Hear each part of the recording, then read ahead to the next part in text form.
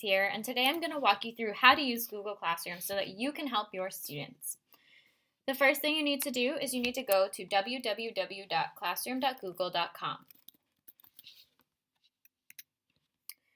And here, you're going to type the student's email address. Make sure that nobody else is signed into the computer, or else the computer sometimes makes a couple of mistakes.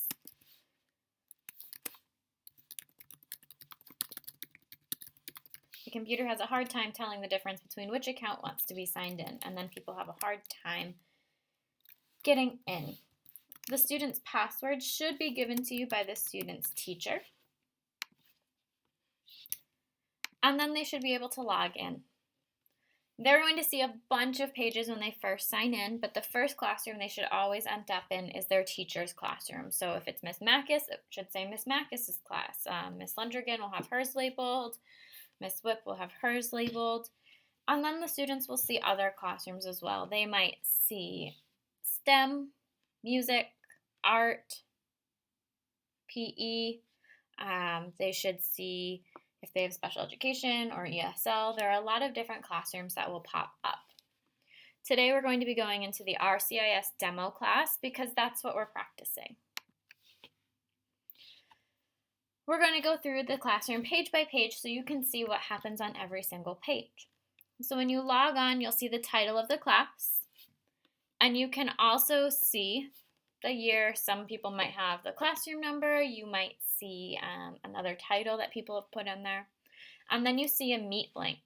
This is where most teachers will be holding their video calls, kind of like Zoom. To get into your meeting, you click on the Meet link.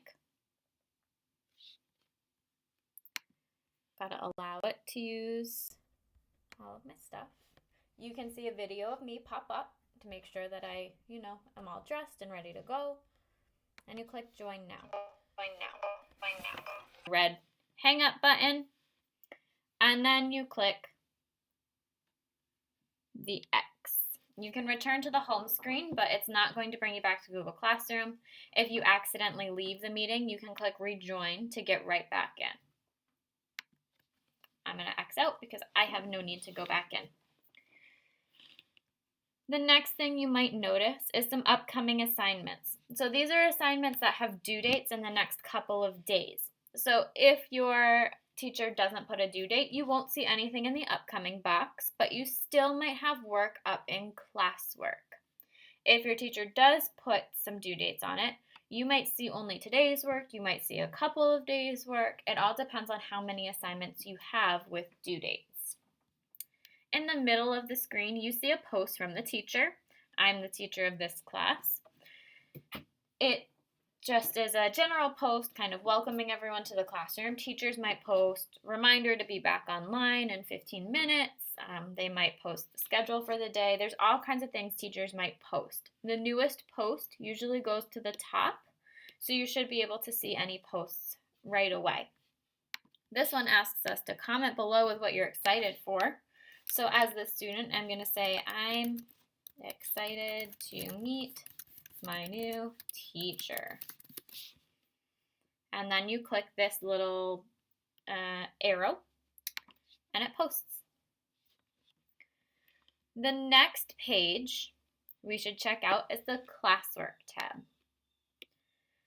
In the Classwork tab, there are all kinds of different ways teachers can organize their assignments. They might put days of the week.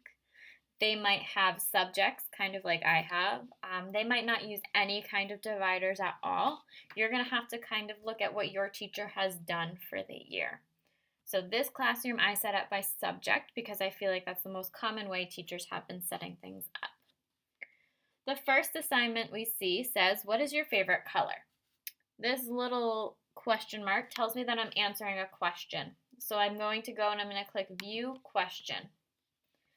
Over here on the side, it says your answer. So I'm going to type my answer. My favorite color is purple. And then I'm going to click Turn In. I'm going to click Turn In again. And I'm done. My assignment is complete. So I'm going to either hit the back button at the top or click RCIS demo class. I find it easier to just hit the back. Now I can see that this box has turned gray. It's no longer black, and it says turned in. These boxes can be any color. Some teachers have them green, orange, purple, blue, but no matter what, when the assignment is complete, it will turn gray. It will be like darker, like a gray.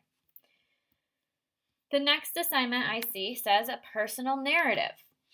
So it tells me to use the graphic organizer, which we would assume a student has done on either a piece of paper or another document. Write your personal narrative as a rough draft. So I want to click View Assignment. And it even gives us a reminder because this is our first time doing it.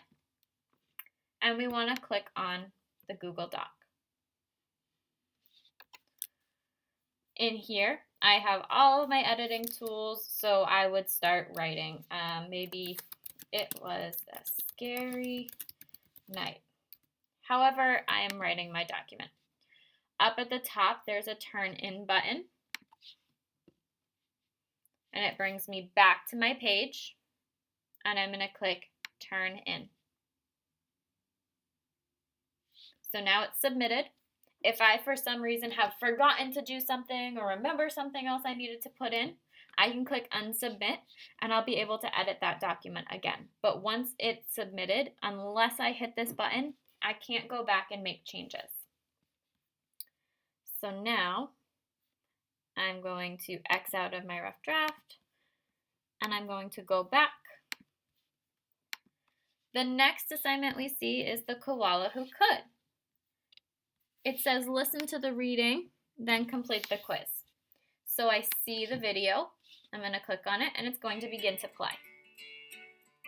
I would watch the video all the way through to the end, and then I would go in and I would answer my Google form. So the Google form pops up, and it's kind of like a quiz. It's very straightforward. There are all kinds of different questions. Sometimes we can make multiple choice questions, sometimes check boxes. Just always look at the directions in the format to see what they want. This is obviously a short answer response. So what is the name of the main character? The main character's name is Kevin. And then I'm going to click Submit. So this shows me that my assignment is done. My response has been recorded. I'm going to click the X. And it should mark gray soon. I can also come back in here and go mark as done. Mark as done. And now my work is complete. Because there's nothing to attach with this one, I don't have to click mark as done. My teacher will see my response in my Google form. In the math section, there are two different kinds of items here. The first one is a slideshow. So it says complete it with interesting facts about you. So I'm going into my math about me. There are some directions here for the students. And then here is the slide that students will edit. So it says drag the numbers to create your math about me. So it says I have blank people living in my house. My answer is 2. So I drag it, I complete it by Miss Macus. I complete it all the way. My name has 8 letters. All that fun stuff. When I'm done, I hit the X. I want to make sure I view my assignment and turn it in.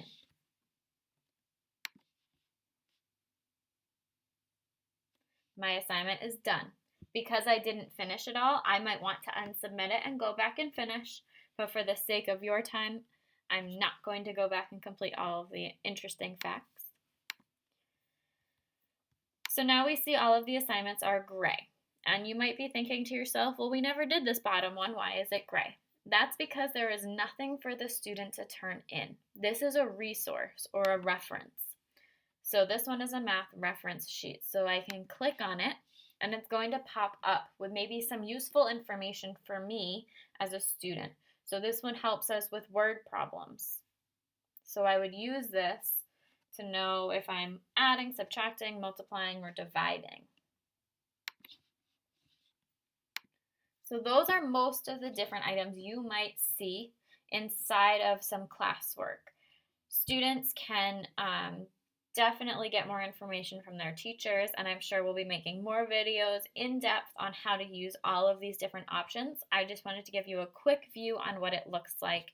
The most important thing is to make sure students are going in and clicking turn it in, or else assignments are going to look like they weren't completed even if they were. You can also view your work to see assignments that are missing and things that were assigned to you. So you can remember if you've turned something in or haven't turned something in. It should show all up to you. Up at the top here, this is another way to get back into that meeting link. This will show you all of your assignments on a calendar, or if there's anything else your teacher has scheduled, like maybe another Google Meet for some reason. And in here you can see all of your assignments that link to your Google Drive. We don't really use these two buttons, but if your student is missing an assignment but they know they've done it, you can always check out your class drive. The next tab is People. So you'll see your teacher, and you're able to email your teacher and any other teachers that are added onto that Google Classroom. And here are the classmates, so other kids in your student's class. I hope this was a helpful run through for Google Classroom. If you have any other questions, please feel free to reach out to me or your student's teacher, and I can't wait to see you this year.